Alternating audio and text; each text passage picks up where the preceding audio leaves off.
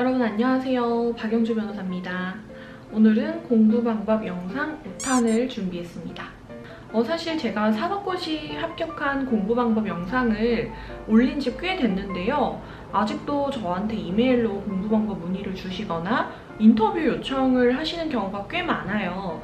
그래서 이 부분에 대한 수요가 있으신 것 같아서 이 영상을 찍게 됐고요. 그리고 제 영상을 보시는 분들의 대다수가 변호사 시험이나 공무원 시험처럼 수험 공부를 하시는 분들인 것 같아요.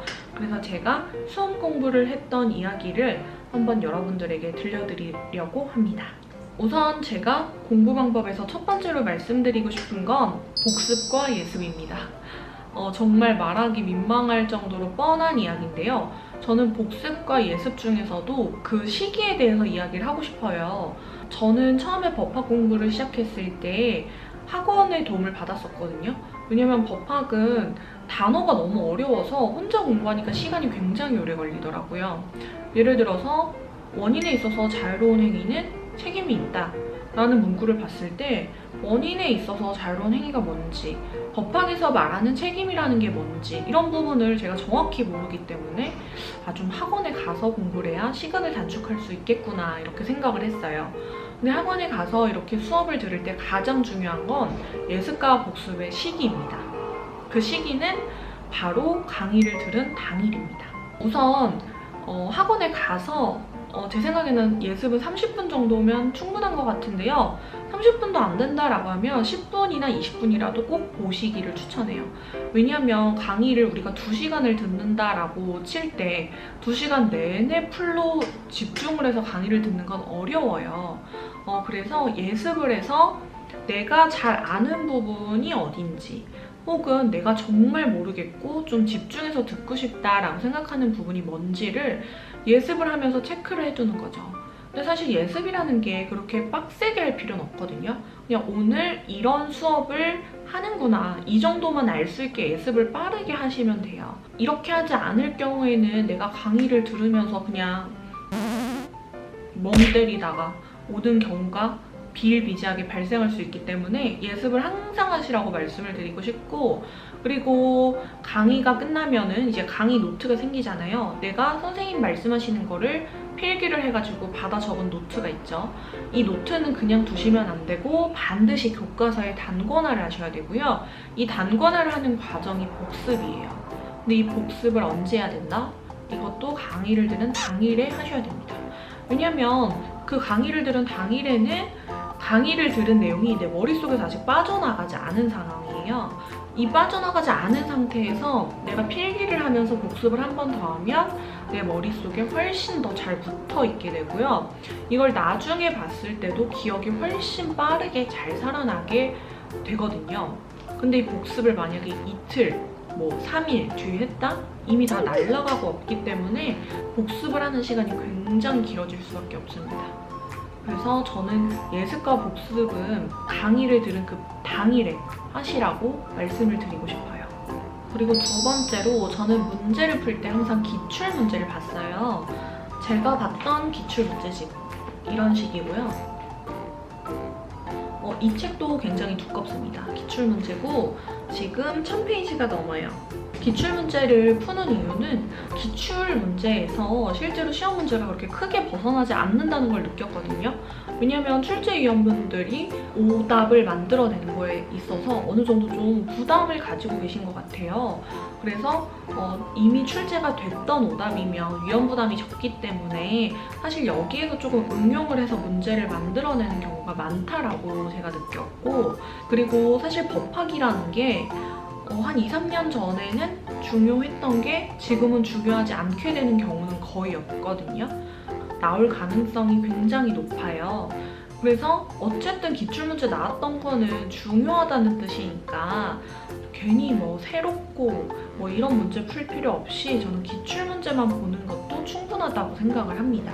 그리고 제가 기출문제 풀었던 이 책을 보면요, 사실 두껍긴 해도 2번, 3번 보는데 많은 시간이 들진 않았던 걸로 기억하거든요.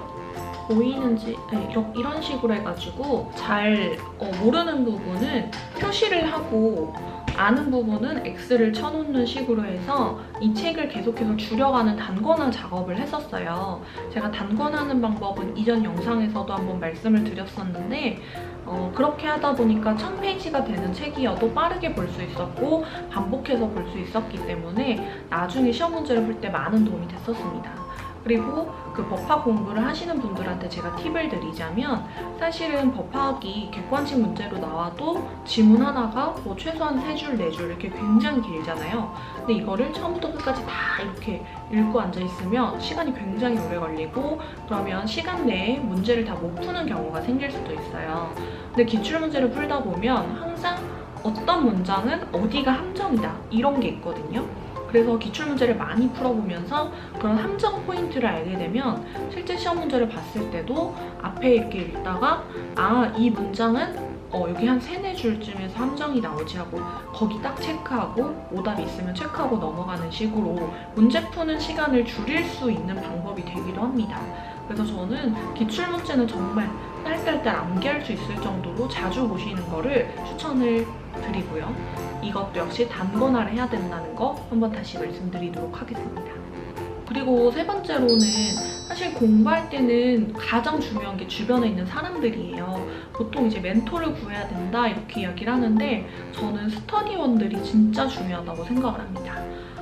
제가 사법고시를 1차를 붙고 2차가 떨어져서 다시 1차부터 공부를 해야 되는 그런 상황이었는데요.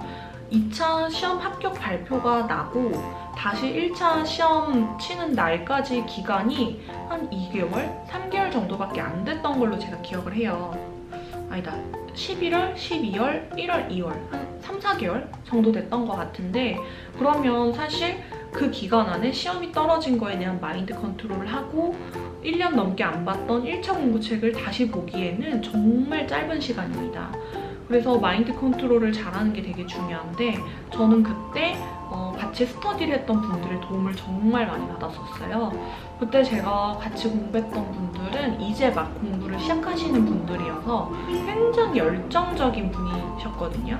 그래서 제가 그분들이 열정적으로 공부하는 그 기운에 되게 도움을 많이 받았고 저는 제가 2차 공부하면서 좀 알게 됐던 새로운 지식들이 많으니까 그런 것들 그분들한테 이렇게 좀 나눠드리고 하면서 서로 좀 윈윈했던 그런 기억이 있고요. 그리고 공부를 할 때 내가 어떤 게 궁금하다라고 생각했을 때 혼자만 생각하는 게 아니라 말로 토론을 했을 때 그 이해력이 굉장히 높아지고 새로운 게 발견되는 경우가 되게 많아요. 특히 법학이 더 그런 것 같은데요. 그래서 스터디원들하고 나 이게 좀 궁금했어 라고 이야기했을 때 어느 정도 토론이 되는 분위기가 돼야 다 같이 시너지 효과가 생기는 것 같아요. 근데 만약에 내 수준이 이 정도고 스터디원 수준이 이 정도면 오히려 내가 굉장히 버겁다고 느끼겠죠. 혹은 반대가 됐을 경우에도 굳이 내가 이런 쉬운 거에 시간을 뺏겨야 돼? 뭐 이런 생각이 들 수 있기 때문에 정말 비슷하게 성향이 잘 맞는 사람들끼리 모이는 게 진짜 중요한 것 같고요. 실제로 시험에 합격하신 분들을 보면 같은 스터디에서 대부분의 사람들이 다 붙고 여기 스터디는 다 떨어지고 그런 경우가 되게 많아요. 그래서 저는 좀 사람의 영향을 되게 많이 받는구나 이런 생각이 들고 공부 안 하고 맨날 당구 치러 가고 PC만 가고 이런 사람이 있으면 당연히 공부하는 분위기가 방해되는 거는 너무 자명한 거잖아요. 그런 거는 빼시는 게 좋습니다. 근데 만약에 내가 스터디원을 구할 수 없는 상황이다 한다면 저는 과외를 받으시는 것도 굉장히 좋은 것 같고요. 과외를 할 수 있는 여건이 안 된다 하시면 학원 선생님을 이용해야겠죠. 학원 선생님이 모든 수강생들을 다 시간을 할애해 주실 수는 없을 테니까 그때는 정말 내가 공부를 많이 해서 내가 모르는 내용 한두 가지만 딱 핵심을 간추려서 질문을 하는 그런 방식으로 학원 선생님한테 질문을 드려야겠지만 저는 개인적으로 학원 선생님한테 1대1로 질문을 해서 좀 의미 있는 대답을 받았던 적은 거의 없었어요. 저는 스터디원들의 도움을 굉장히 많이 받았었습니다. 그리고 이미 합격하신 분들이 멘토링을 해주시는 경우가 있는데 그거 되게 추천합니다. 왜냐하면 이미 합격하신 분들은 수험생들이 정신적으로 어떤 부분에서 힘들어하는지 잘 알기 때문에 그런 부분을 잘 케어해 주실 수 있고, 좀 어렵다, 이해가 안 된다 이런 부분에 대해서 질문을 했을 때 이게 중요한 부분인지 아닌지 이런 것도 이야기해 주실 수 있고, 좀 이해가 잘 되게 쉽게 설명해 주시는 경우도 많기 때문에 저는 합격하신 선배님들을 멘토링 삼아서 공부하시는 것도 되게 좋은 방법인 것 같습니다. 네, 오늘 이렇게 제가 그 수험 공부를 했던 기억을 되살려서 저는 이런 식으로 공부했어요 라는 컨텐츠를 한번 만들어 봤고요. 사실 저는 지금에 와서 이렇게 웃으면서 이야기할 수 있지만 공부할 때 정말 힘들었고요. 제 얼굴이 다 뒤집혀서 다 여드름 범벅이었어요. 지금도 여기 막 여드름 자국이 조금 남아있어가지고 피부과에서 치료를 받고 있거든요. 그리고 부모님이 제 그때 얼굴을 보고 너 이번에 떨어지면 다시 시험 공부하지 말라고, 얼굴이 너무 안 좋으니까 막 그렇게까지 이야기하실 정도로 제가 굉장히 고생을 하면서 공부를 했었거든요.